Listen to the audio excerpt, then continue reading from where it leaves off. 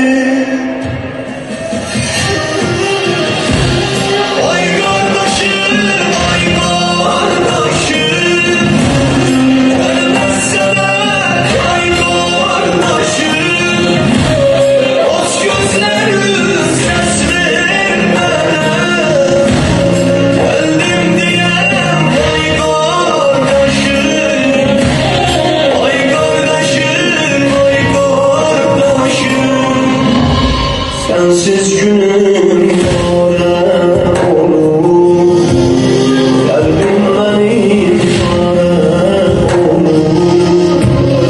Koydun beni kilittin kara, kardeşine yâre olur, kardeşine yâre olur. Sana dönüşte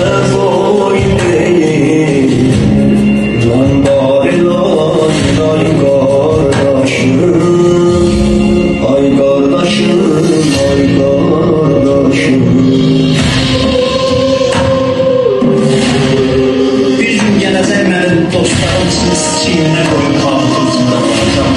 O kimse olmayacağım. Arzulayacak ki gayret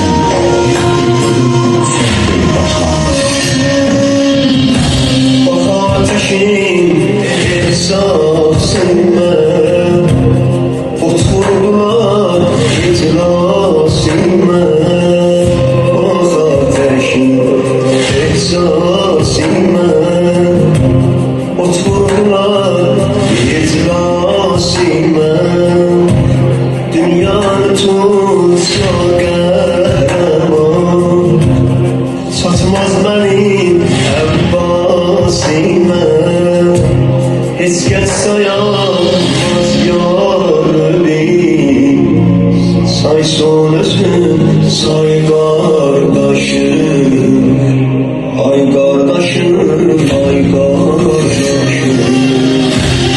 Ay kardeşim, ay kardeşim. Gelmezsene, ay kardeşim. Aç gözlerini ses vermene. Geldim diye, ay kardeşim. Ay kardeşim, ay kardeşim. Ay kardeşim, gelmezsene, hay kardeşim, geldim diyem ses vermene, vay kardeşim, vay kardeşim. Allah Hazreti Əbəd Xəzəranın ruhu ilə mahşur eləsin, Allah sizə səbir versin, hər yüzə Allah səbir versin, Allah hər yüzdən razı qalsın.